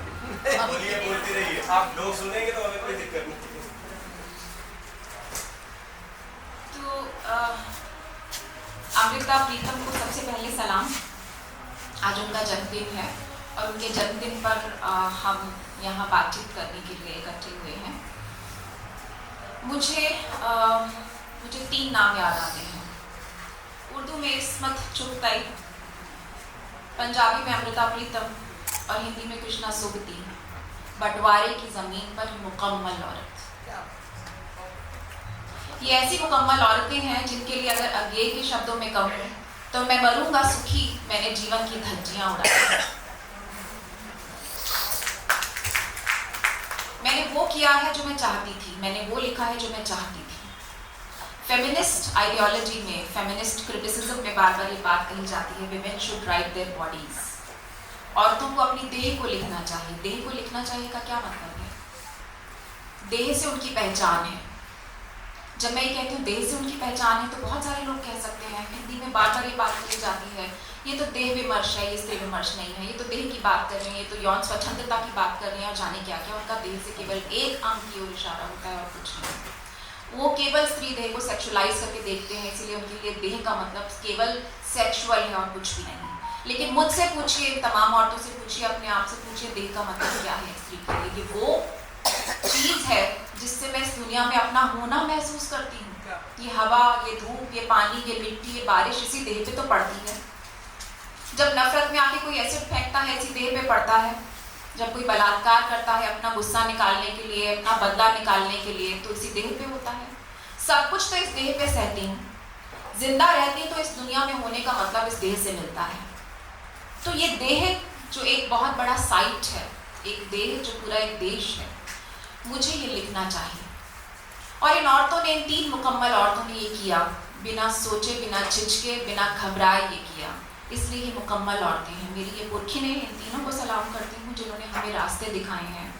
ये 3 पुरखिनें जिन्होंने बहुत सारे रास्ते साफ किए हैं, जिन्होंने वो तमाम चीज़ें झेली हैं जिनके बारे में शायद हम कल्पना कर सकते हैं, क्योंकि ऐसी बहुत सारी चीज़ें हम आज भी झेल रहे हैं। सेक्सिस्ट कमेंट्स, रूप रंग को लेकर टिप्पणियाँ, सेक्सिस्ट टिप्पणियाँ, लेखन से ज़्यादा लिखे हुए में मैरिटल स्टेटस को ढूंढना, लिखे में आपका बेडरूम तलाशना, ये तमाम चीज़ें आज भी चल रही हैं। ये अमृता जी के साथ भी होती थी और तब भी वो खड़ी रही, तब भी वो डटी रही और वो लिखती रही जो वो चाहती थी। कहना मैं ये चाहती हूँ कि मुकम्मल औरत वो होती है जो अपनी कामना से बनती है। जिसमें कामना नहीं है वो मुकम्मल औरत नहीं हो सकती। कामना को माइनस कर दीजिए तो स्त्री बधिया हो जाएगी, उसकी सोच बधिया हो जाएगी, वो एक कंट्रोल्ड औरत होगी, वो एक नियंत्रण में बांध दी गई औरत होगी। और जब मैं ये बात कहती हूँ तो मुझे अमृता प्रीतम की रसीदी टिकट में वो पंक्तियाँ याद आती हैं, जब वो कहती हैं कि जब मैं बड़ी हो रही थी, घर में धार्मिक माहौल था, धार्मिक किताबों का माहौल था, पिता भी लिखा करते थे और वो भी भजन वगैरह सब लिखा करती थी। लेकिन जब वो युवा हो रही थी तो उनका प्रेम कविताएं लिखने का मन करता था। कितना सहज है एक युवा होती स्त्री में, एक जवान होती लड़की के अंदर कामनाएं भरना, अपने आप को लेकर, अपने भविष्य को लेकर, अपने सपनों को लेकर। लेकिन इसे वो क्या कहती हैं? इसे वो कहती हैं कि मेरा जो 16वां साल बीता जिंदगी का वो एक असफल प्रेम की कहानी है। और ये प्रेम किसी पुरुष से नहीं है, किसी आदमी से नहीं है, जो कि हम हमेशा तलाशते हैं। जैसा महादेवी वर्मा के साथ हम बार बार करते हैं कि महादेवी वर्मा लिखती हैं तो हम तलाशते हैं कि इनके जीवन में प्रेम किससे प्रेम है। वो व्यक्ति तो दिखाई नहीं देता, तो ये प्रेम की वेदना भी झूठी होगी। हम किसी उर्दू शायर से कभी नहीं पूछते कि जिस माशूका का जिक्र तुम हर शेर में करते हो, हर बात में कहते हो, माशूका कौन है। लेकिन क्योंकि स्त्री है और लिख रही है और अपने प्रेम पर लिख रही है, तो ये कुछ टैबू है, ये कुछ आपत्तिजनक विषय है। इसीलिए पता लगाना चाहिए। जो पता लगाने वाली खुराफाती सोच है ना स्त्री के लेखन में, ये बहुत भयानक है। पता लगाओ इसका प्रेमी कौन है, पता लगाओ ये किसके लिए ये अभिव्यक्तियां, ये उद्गार कर रही है, पता लगाओ इसकी वेदना आ कहां से रही है। तो बहुत लोगों ने कहा महादेवी वर्मा की वेदना ही झूठी है। वो प्रेम की कामना से स्त्री भरी हुई है। उस प्रेम की कामना से वो इतना भरी हुई है कि वो प्रेम उन तमाम औरतों तक विस्तृत होता है, विस्तारित होता है, जो वो अपने आसपास देख रही है, अपने युग में देख रही है, जो बंटवारे में, जो तकसीम की जमीनों पर वो देख रही है, जो बिलख रही हैं। जब वो आवाज लगाती है ट्रेन में बैठते ही उनके दिमाग में वो पंक्तियां आती हैं, आज अखा बारिश शाह तू कब्रा बिचों बोल, आज तू कब्र में से बोल। जब वो ये बात कहती हैं उसको कि देख तू एक हीर के लिए तूने इतना लंबा चौड़ा काव्य लिख दिया था पंजाब की एक बेटी के लिए जब वो रोई थी, आज इतनी बेटियां दरबदर हो गई हैं, उनकी असमत लुट रही है, वो बर्बाद हो रही हैं, आज तो तुझे बोलना पड़ेगा। तो ये जो दर्द था ये उस कामना से पैदा होता है। मैं और मेरा पियर, मैं और स्त्री जाति, संपूर्ण स्त्री जाति, तो ये एक सेल्फ लव का, कामना का एक ऐसा मकाम है जो एक स्त्री को तमाम उन औरतों से जोड़ता है जिनके दर्द, जिनके उम्मीदें, जिनकी आकांक्षाएं, जिनके सपनों को वो महसूस करती है अपने भीतर और सोचती है, बार बार खुद से ये सवाल करती है कि इस वक्त में, इस तारीख में मेरे होने का मतलब क्या है, क्यों हूं मैं, क्या करने के लिए। और वो उसको खोजती है, उसको तलाशती है और उस तलाश के पीछे भी जो तत्व होता है महत्वपूर्ण होता है उसकी कामना, डिजायर। और क्योंकि हमारी दुनिया मेज गेल से मेल गेज से चलती है, क्योंकि हमारी दुनिया में पितृसत्तात्मक मानसिकता प्रधान है, इसलिए हम कामना से एक ही चीज जोड़ते हैं, सेक्स, सेक्सुअलिटी, जबकि कामना के अनंत मतलब है। एक व्यक्तित्व में कामना का मतलब है जैसे एक भरी हुई पानी की बाल्टी हो और मैं पुड़िया में बंधा हुआ रंग उसमें डाल दूं, वो नहीं घुलेगा। कामना से भरे हुए व्यक्तित्व का मतलब है कि मैं उस पुड़िया को खोल दूं और उस पानी में घुल जाने दूं। ऐसा ही कामना से घुला हुआ व्यक्तित्व अमृता प्रीतम का था। तमाम रुकावटों के बावजूद, तमाम मुश्किलों के बावजूद, तमाम आलोचनाओं के बावजूद उन्होंने अपने जीवन को, अपनी कामनाओं को जिया, अपने प्रेम को जिया। और इस प्रेम का केवल एक ट्रायंगल है जिसे दुनिया याद रखती है। पिछले 10 साल से देख रही हूँ सोशल मीडिया पे, जब भी अमृता प्रीतम का जन्मदिन मनाया जाता है हमेशा इमरोज और साहिर को याद किया जाता है। साहिर की जीवनी लिखी जाएगी तो कितना लिखा जाएगा अमृता प्रीतम को। हम उस कामना की तरफ बार बार देखना चाहते हैं जिस कामना के बिना स्त्रियां बधिया कर दी जाती हैं, जिस कामना को छीन कर, जैसे जिस प्रसंग की मैं बात कर रही थी कि 16वां साल मेरा एक असफल प्रेम की तरह था, क्योंकि मैं जो चाहती थी मैं वो लिख नहीं पा रही थी। मैं पिताजी के सामने, अमृता प्रीतम कहती है ये बात कि पिताजी के सामने जब जाती थी तो वो कहते थे कि किस तरह की कविताएं तुम्हें लिखनी चाहिए, तुम्हें भजन कीर्तन जिस तरह से होता है, जो भक्ति है, उस तरह की कविता लिखनी चाहिए। तो मैं सोचती थी कि मुझे अच्छी लड़की बनना है। हम सबके जीवन में वो पड़ाव आता है जब हमें वो अच्छी लड़की बनने का प्रेशर दिमाग पर होता है, और वही समय होता है जब उन कामनाओं के ब्लूम का टाइम होता है, उनके फलने फूलने का वक्त होता है, जब हम पहचान रहे होते हैं कि हम कौन हैं, हम इस दुनिया में हमारी आइडेंटिटी क्या है। और उन्हीं फॉर्मेटिव सालों में एक अच्छी लड़की का पूरा प्रेशर सर के ऊपर डाल दिया जाता है, और उस दबाव के चलते बहुत सारी लड़कियां उन कामनाओं को, क्योंकि वो सब खराब है, मैं तो अच्छी लड़की हूँ तो मुझे परिवार के लिए नौकरी छोड़ देनी चाहिए, मैं तो अच्छी लड़की हूँ इसलिए मुझे इस शादी में निभाना चाहिए, मैं अच्छी लड़की हूँ इसलिए मुझे अपना करियर छोड़ देना चाहिए, पेंटिंग छोड़ देना चाहिए, घुमक्कड़ी छोड़ देनी चाहिए। ऐसे छोड़ते छोड़ते वो आखिरकार एक अच्छी औरत बन जाती है, और ये जो अच्छी औरत है ये मुकम्मल औरत नहीं बन पाती। मुकम्मल होने का जो सबसे महत्वपूर्ण तत्व था कामना, वो हमने उससे छीन लिया, हमने उसे बुरा बताया, हमने उसे गलत बताया, हमने उसे अनैतिक बताया, और हमने उस कामना को उससे छीन लिया। अब मैं बात करूंगी मुकम्मल, इस शब्द पे, मुकम्मल पे। कैसे पता लगता है कि एक औरत मुकम्मल औरत है? शोभा ने बहुत सही कहा, मैं नहीं जानती कि मुकम्मल औरत क्या होती है, मैं भी नहीं जानती मुकम्मल औरत क्या होती है, लेकिन हाँ, मुकम्मल औरतें क्या हैं मैं उनको देखती हूँ तो समझ पाती हूँ कि शायद यही मुकम्मल औरतें थीं, जैसे जो 3 नाम मैंने लिए। और जब मैं और गहरा सोचने की कोशिश करती हूँ तो उससे मुझे लगता है कि जन्म लेते ही एक औरत मुकम्मल औरत है। उसने जन्म लिया, वो इस धरती पर आई, वो मुकम्मल है। ये मुकम्मल औरत का सवाल आया कहाँ से कि वो मुकम्मल है या नहीं? वो शायद यहाँ से आता है कि हम जन्म लेते ही एक लड़की को, एक बच्ची को,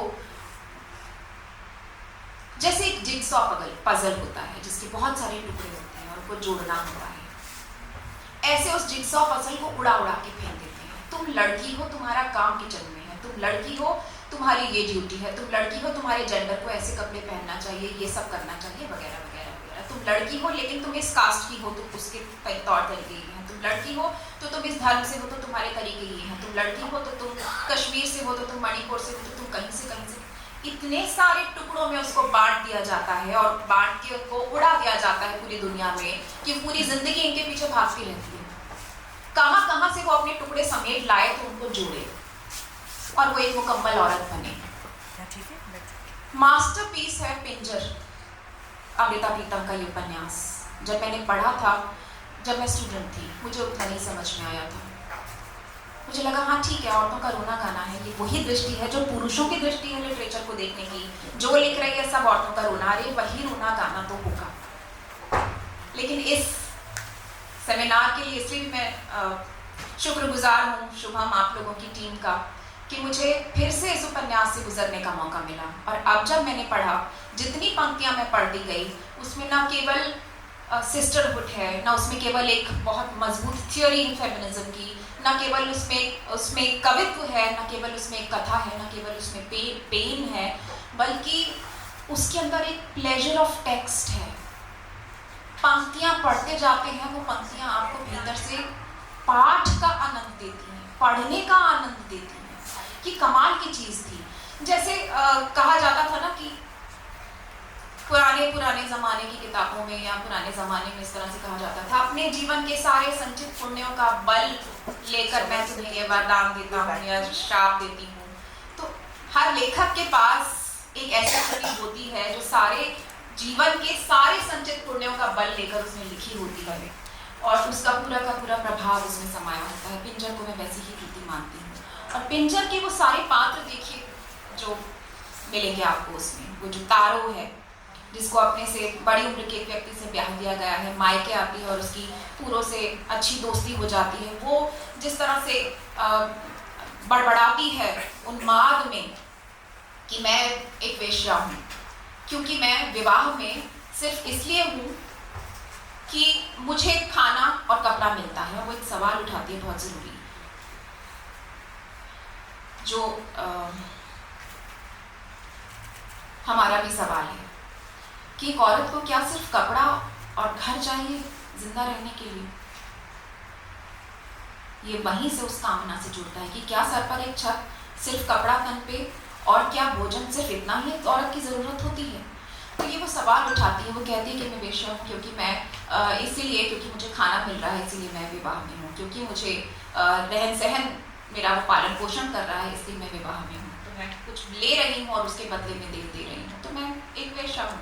इस तरह से वो बड़बड़ाती है और पूरों को लगता है कि ये तो वही बात है जो मैं कहना चाहती थी।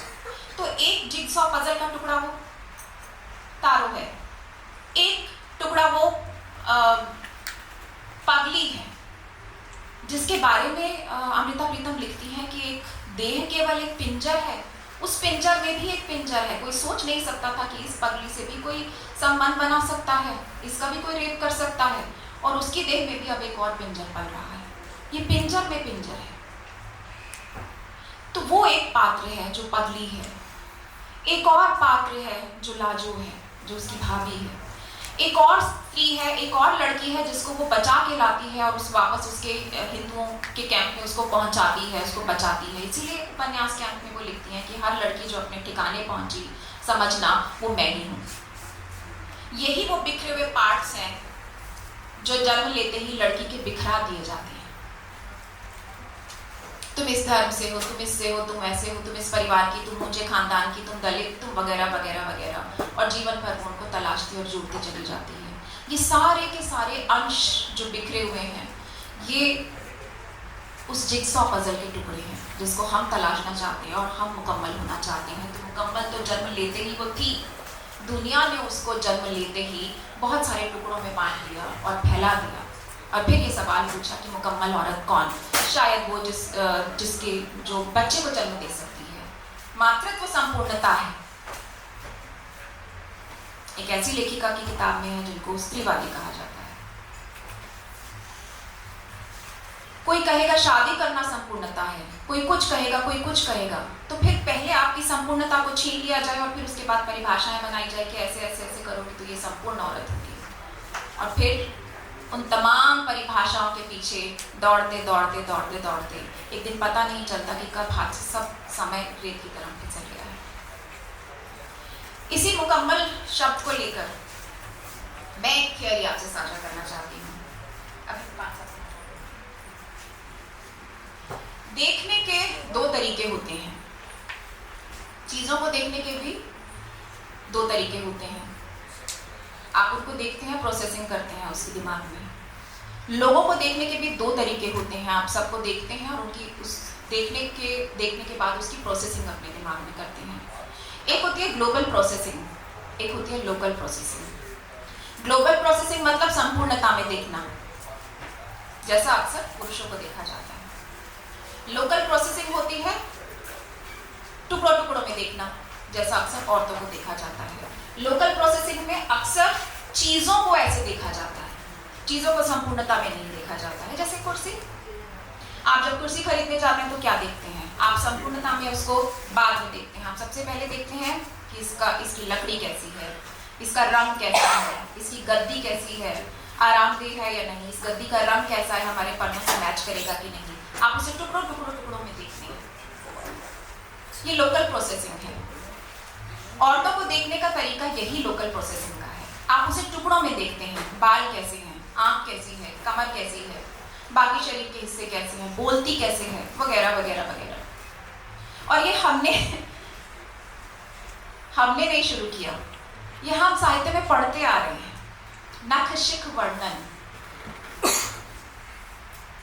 सर से लेकर और पांव तक पूरा पूरा एक छंद जो है वो पैर के नाखूनों पे है, कोई रोमावली पे है, कोई किसी पे है। तो ये जिसको मैंने कहा जिगसॉ पजल, ये दुनिया ने बनाई है। छोटे छोटे टुकड़े हैं अलग अलग, और उन टुकड़ों को जोड़ के एक चीज बनती है। ऐसे ही दुनिया लोकल प्रोसेसिंग के जरिए औरतों को देखती है, और एक संपूर्ण व्यक्ति की तरह नहीं देखती है, बल्कि एक असेंबल्ड व्यक्ति की तरह देखती है। एक सर्वे हुआ था जिसमें पुरुषों से पूछा गया कि तुम्हें आइडियल, तुम्हारे जीवन में जो पार्टनर होगी वो तुम्हें कैसी चाहिए, तो उन्होंने ऐसा ही असेंबल्ड चित्र बनाया। उस हीरोइन जैसी आंख हो तो इसके जैसे बाल हो, तो इसकी जैसे ये हो तो उसके जैसा हो। और जैसे ही आप ये बात पढ़ते हैं तो वही फिर से याद आता है कि अगर रीति काल का कोई कवि उठाएं और उसने जिस तरह से नक्शिक वर्णन किया है, अगर मैं चित्र बनाने चलूं तो शायद मुझे बहुत हंसी आएगी, क्योंकि तोते जैसी नाक हो तो दाढ़िम जैसे दांत हों, लाल लाल अनार के दानों जैसे दांत हो। तो अगर ये हमारे जैसी औरतें नहीं हैं, हम में से कोई नहीं दिखती ऐसी। हम हाड़ मांस के मनुष्य जिनके पास दिमाग है, सिर्फ गर्भ नहीं है, हम सब ऐसे नहीं दिखते। हम मनुष्य हैं, थोड़े से डिफरेंट है लेकिन मनुष्य हैं।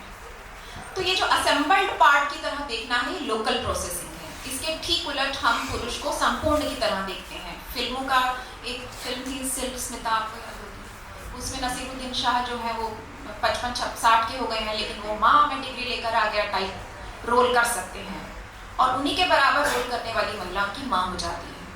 तो कोई फर्क नहीं पड़ता, पुरुष तो संपूर्ण है, उसकी सफलता उसकी संपूर्णता है। तो उसकी तोंद निकल जाए, उसके बाल झड़ जाए, उसकी उम्र बढ़ जाए, उसके झुर्रियाँ आ जाए, कोई फर्क नहीं पड़ता। हम उसको कंप्लीट आइडेंटिटी की तरह देखते हैं। वो एक फिगर है, वो एक स्टार है, एक संपूर्ण व्यक्ति है। लेकिन वहीं कोई हीरोइन होती है तो हम उसको लोकल प्रोसेसिंग करते हैं, और हम देखते हैं कि शादी के बाद थोड़ा ऐसे हो गई, थोड़ा अब उम्र दिखने लगी, झुर्रियाँ पड़ गई। तो ये लोकल प्रोसेसिंग है, ये हमारा देखने का तरीका है। और हर दुनिया जो मेल गेज पे चलती है, मेल गेज मतलब इसमें जो मेल है वो मेल है जो विषमलिंगी पुरुष है, जिसको केवल औरतों में इंटरेस्ट है, ऐसे कह सकते हैं, एक हेट्रोसेक्सुअल मेल। तो उसका जो नजरिया बनता है वो असल में पूरी दुनिया का मुख्य तौर पे वही नजरिया है। और उस नजरिए में औरतों की यही लोकल प्रोसेसिंग होती है, पुरुषों की वैसे ही ग्लोबल प्रोसेसिंग होती है। जब भी लोकल प्रोसेसिंग होगी तो ऑब्जेक्टिफिकेशन यानी वस्तुकरण अपने आप होगा, क्योंकि हम चीज़ों को ऐसे देखते हैं। असेंबल्ड कंप्यूटर आते थे ना पहले,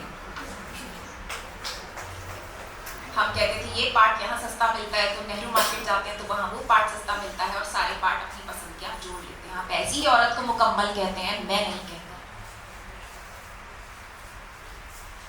ना कृष्णा सोक्ति कहती हैं, ना अमृता प्रीतम कहती हैं, ना इस्मत चुगताई कहती हैं। इनमें से कोई लेखिका के लिए ये औरत मुकम्मल औरत नहीं है, ये आपने बनाई है। हम इस मुकम्मल औरत की बात नहीं कर रहे। तीसरा पॉइंट जो मैं लेना चाहूंगी वो पॉलिटिकल है। अगर दुनिया में इतिहास औरतें लिख रही होती तो मर्दों को पता चलता कि शांति से महत्वपूर्ण चीज कोई नहीं है।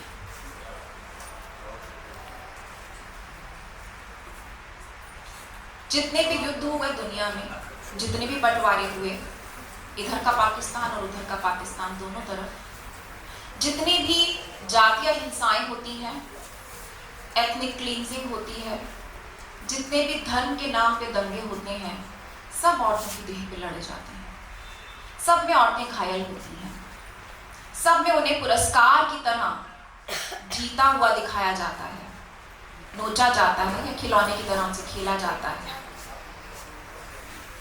हर वो जमीन बंटवारे की जमीन है, सिर्फ पाकिस्तान और बांग्लादेश नहीं, हर वो जमीन बंटवारे की जमीन है, जैसे मणिपुर, जैसे कश्मीर।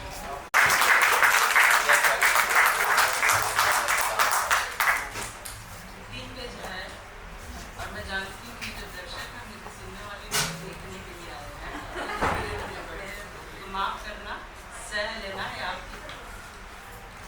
ये आपकी परीक्षा है। मंच से नरेश जी को प्रणाम करते हुए और यहाँ शालिनी जी हैं और सभी लोग हैं, सभी को आदर सम्मान और मोहब्बत देते हुए मंच के लिए सिर्फ एक लाइन, जो निरख बड़नी अखिया को अध्ययन को सिखो। अगले की 56 इंच की है कि नहीं पता, लेकिन आज नहीं हुई है। बस मैं अमृता प्रीतम और सारा की एक लाइन है, मैं आसमान बेचकर चांद नहीं कमाती। एक मुकम्मल औरत यही हो सकती है। सारा की इस पंक्ति को अमृता प्रीतम ने ज्यों की त्यों अपनी कविता में सहेज लिया। यह पंक्ति ही अपने आप में मुकम्मल औरत का तस्वीर है। आप कहिए ख्याल, मुझे लगता है छवि, ये मैं मानती हूँ। आपने इतना ही तो नहीं कहा था, तो सचमुच याद आया मुझे शुभम और पूरी टीम को इसलिए मोहब्बत करनी चाहिए कि जब देश के युवा कई जगहों पर भटक रहे हैं तो हमारे बच्चे, हमारे युवा लोग थिएटर के जरिए जन कहा था कि मैं इसलिए भटकता हूँ, मैं जानता हूँ कि अगर ये थिएटर की ओर नहीं आए तो कहाँ जाएंगे। तो इसलिए मैं सचमुच बहुत बहुत धन्यवाद भी देती हूँ और बहुत सारा प्यार भी देती हूँ। तो आपने इतना ही तो नहीं कहा था, मुकम्मल औरत ही तो नहीं कहा था। इसमें जो मैं सुन पा रही हूँ मुखर शब्द बंटवारे की जमीन। बधाई आप सभी को चंद्रयान 3 की सफलता के लिए। मैं खुश होना चाहती हूँ, मैं खुश नहीं हो पा रही हूँ क्योंकि फीकी सी खुशियों में उदासी की स्याह चादर पसर जा रही है। बकौल दोस्तावस्की, मैं अपने युग के अनास्था की उपज हूँ। क्यों? क्योंकि बिल्किस बानो के आजाद आरोपियों की उन्मादी हंसी मेरा कलेजा देख रही है। बहनों के साथ गलियों में मैं भी नंगी घूम रही थी। नहीं, मुझे अपने नंगे होने पे जरा भी शर्म नहीं है, जरा भी उदासी नहीं है।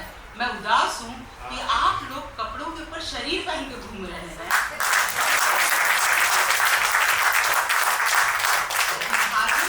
जमीन दर जमीन, प्रांत दर प्रांत, धर्म दर धर्म, लिंग दर लिंग, इन विभाजनों के मध्य आप मुकम्मल औरत खोज रहे हैं। दर्शकों, जरा अपनी याददाश्त पर जोर डालिए कि अब तक विभाजन पर गहन पड़ताल करके विवेक संबद्ध कौन सी किताब लिखी गई है।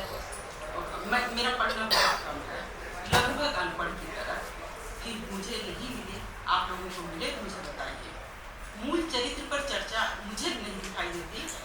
सुजाता को मैं बहुत पढ़ती हूँ, उनको निश्चित रूप से पता होगा, मुझे पता चलेगा।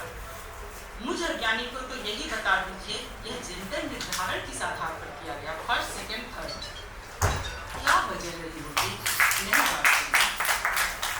जिसे विभाजन का काम सौंपा गया रेड क्लिफ को, उनके बदले उनके लिए आर्डर ने लिखा, फिर भी 7 हफ्तों में काम हो गया, सरहदें बन गई, अच्छी या बुरी, एक महाद्वीप के माथे पर रेखाएं खींच गई। एक अधूरा देश इधर, एक अधूरा देश उधर। शास्त्रीय रागों की बंदिशें एक जैसी, पर दिल की गिरह नहीं हुई किसी की। पाकिस्तान और आजमाइश, आधी आबादी की आधी सदी में जानदार की किताब है। पाकिस्तान की तरफ सफर करते हुए तमाम मुसलमान औरतें कत्ल हुई, खेत खलिहानों में मिट्टी में मिलाई गई, इज्जत की खातिर बहुत सी अपने मर्दों द्वारा ही कत्ल कर दी गई, कुएं में कूद गई, कतल गई। फिर आगे लिखते हैं कि बहुसंख्या में पंजाब और सिंध में हिंदू औरतों से जगह आबाद की।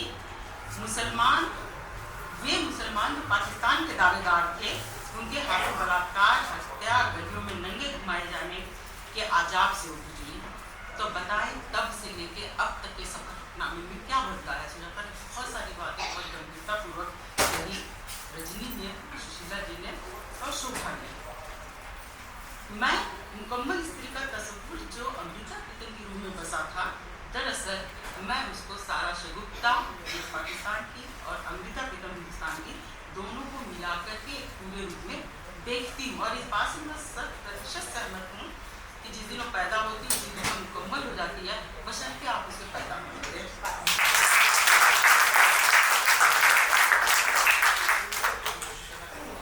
दो औरतें, दो कलम, एक स्याही। आप सारा को पढ़िए, अमृता को पढ़िए। फिर चाहे सारा हो पाकिस्तान की, भारत की अमृता हो, बांग्ला की तस्लीमा हो, या अमेरिकन संगीत आइकन नीना सिमोन।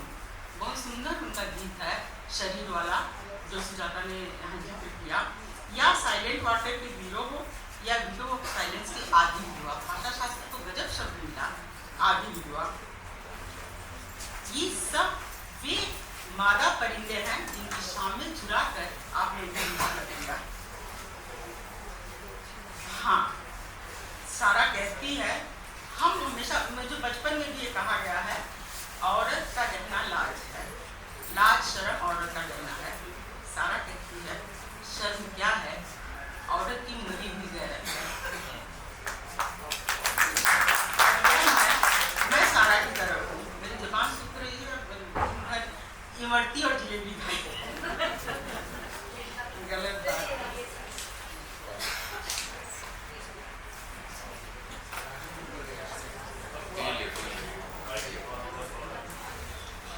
आप बचे हुए जितना कम सुन पा रहे हैं।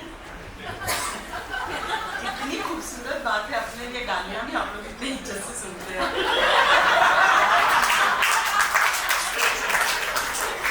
मैं सारा की तरफ हूँ। सारा की भाषा मुझे हैरत में डाल देती है। वह लिखती है, गलत हाथों में पड़ने की वजह से मेरी जुबान में मूंछ आ गई है। सारा ही जीवन में दुनिया की तमाम औरतों की जुबान में मोच आई हुई है। दुख इस बात का है कि यह मोच सगेपन के रास्ते आती है। क्या कर रही हैं औरतें? दरअसल मोच खाई औरतें पूरी की पूरी पूरो बन जाती हैं पिंजर की, पानी में कील ठोक रही हैं, जानते हुए भी कि इससे कुछ होना जाना नहीं है, लेकिन वो नामुमकिन नहीं है। सरहद की लकीरें मिटाने वाली औरतें चलता फिरता विश्वविद्यालय हैं। सारा का खत आया है पाकिस्तान से। खत के बहाने सारा आई है थोड़ी सी अमृता के पास, जिसे महसूस करती हैं और लिखती है, मैंने तड़प कर खत को एक तरफ रख दिया, जैसे मैं कभी कभी कहती हूँ, आओ अमृता मेरे पास आओ, खुद के लिए। किस कामना की बात कर रहे जी, आओ मेरे पास आओ। जैसे मैं खुद को बुलाती हूँ, वैसे ही मैंने तड़प कर कहा, आओ सारा मेरे पास आओ। तो वहाँ से उस खत के जरिए कहते हैं लोग कि जैसा चाहा उन्होंने जिया, वह जिंदगी को गणित के आईने में नहीं देखती। अमृता के पास जीवन का गजब का फलसफा है। उनकी जिजीविषा इतनी प्रबल है कि आप उनको दीवारों में चिन्ह दीजिए, वो पीपल के शाख की तरह निकल आएंगे। उन्हीं के शब्दों में सुन लीजिए वो क्या कहती हैं, जो लोग रेत को पानी समझने की गलती नहीं करते, उनकी प्यास में कुछ कसर है। अमृता मनुष्यता की मुकम्मल और खूबसूरत जिंदा तस्वीर या तस्वुर कह लीजिए, वह पूरी दुनिया से मोहब्बत करती हैं। अमृता अपने भाव में कबीर की तरह मिलती है और आवाज में आबिदा परवीन की तरफ लिखती हैं। अमृता लिखती है, काश सारी दुनिया की सुंदर कविताएं सारी दुनिया की सुंदर कविताएं मिल जाएं और वियतनाम की रक्षा कर सकें। और इसको पढ़ते वक्त मैं सोच रही थी, आप मुझे बाहर कह सकते हैं, लेकिन सचमुच मैं सोच रही थी कि जिस वक्त सारी दुनिया कविताओं में हथियार लिख रही होती है, उस वक्त मुकम्मल स्त्रियां हथियारों में कविता लिख रही होती हैं। इसलिए रोक रही होती हैं ताकि फूल की दुनिया और बच्चे हंसते रहें और यह दुनिया आबाद रहे। फिर चाहे वो दिन की हमीदा और रात की पूरो हो, सारा हो या वीरो हो साइलेंट वाटर की, या अमृता या अवतार, स्त्रियां राम नहीं जानती, रामन को जानती हैं। स्त्रियां बुद्धि नहीं जानती, भगत तो जानती हैं। तो इसलिए बस अंतिम है।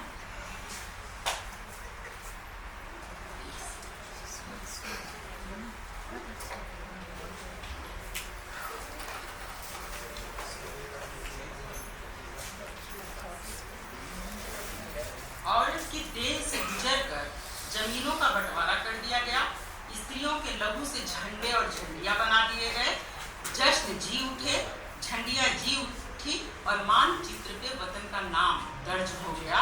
यह सब भूल कर लोग इतिहास से खेलने लगे। अमृता ने बहुत पहले इतिहास के लिए लिखा था, पर आज शायद बहुत उदास है। एक हाथ उसकी जिल्द फाड़ कर उठाकर कुछ पन्नों को फाड़कर उनकी जगह कुछ और पन्ने सीख रहा है। वो तब लिखा था उन्होंने इतिहास को बदलने के। यही सच है आज का। रांझे के सब भाई बांसुरी भूल गए हैं, मम्मी बड़ नहीं भूला है, इस बात पे मुझे पता है। तो सुनो अमृता, तुम सही कह रही थी, तुम सही कह रही थी कि रांझे के सारे भाई बांसुरी भूल गए, क्योंकि आज दाल में कुकर में दाल की जगह किसी हीर की बोटियां पक रही हैं। कहीं जंगल में हीर की देह का निवाला सोना कुत्ता का पेट हो रहा है या वो खा रहा है। भारत के रांझे कृष्ण की राह भूल गए हैं, क्योंकि फूलों की महक पर फतवा जारी है। भारत की बांसुरी से उनका कोई वास्ता नहीं, वे अग्निवीर बनकर बैठे हैं।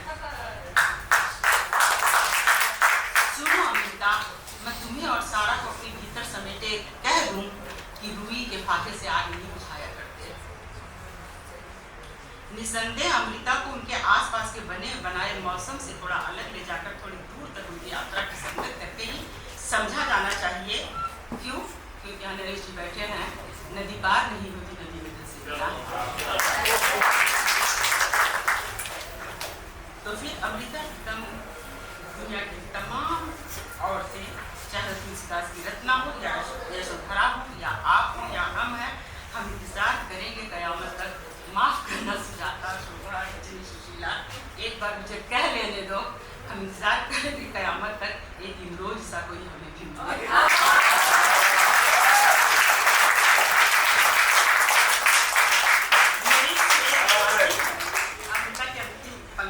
मेरी सेज हाजिर है, पर जूते और कमीज की तरह तुम अपना बदन उतार दे, कोई खास बात नहीं। अपने अपने देश का रिवाज है, यह स्त्रियों के देश का रिवाज है। आइए, स्वागत है, प्रतीक्षा है, मोहब्बत है। बहुत बहुत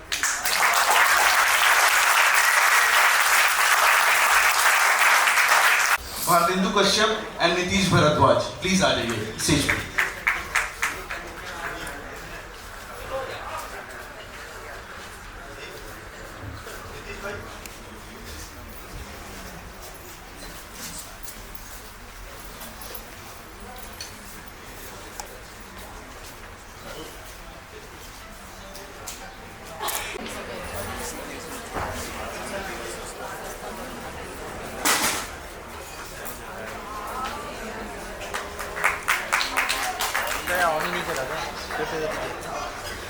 बाबा सूर्य मोहन कुलश्रेष्ठ जी, प्लीज आप आ जाइए और रजनी गुप्त जी को सम्मानित करिए प्लीज, आपसे रिक्वेस्ट।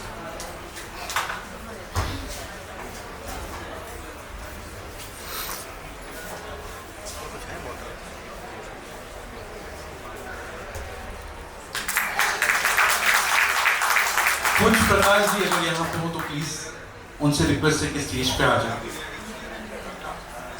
कुछ प्रकाश जी, हफीज किदवई, हफीज भाई,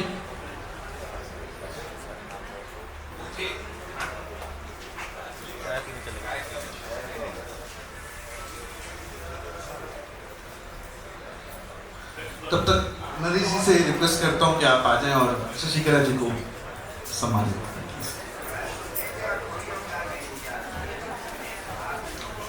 सर, मुझे आदेश मिला था तो मैं उसका पालन कर रहा हूँ। आप आ जाएंगे तो बहुत कृपा होगी।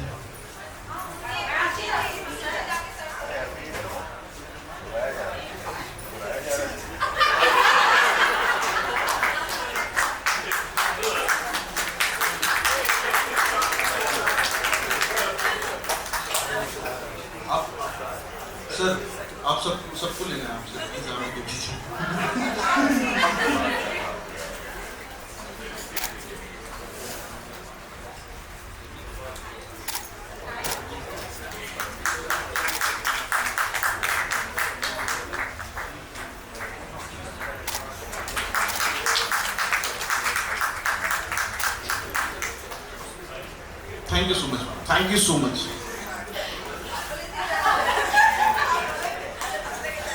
साथियों 15 मिनट का ब्रेक है, इसके बाद प्ले शुरू हो जाएगा। और अगर आपको इस मुकम्मल तस्वीर की झलक लेनी है तो वो तस्वीर अभी मुकम्मल नहीं हुई है, आप प्ले देख के जाइएगा तभी वो मुकम्मल होगी। आपसे उम्मीद करते हैं आप लोग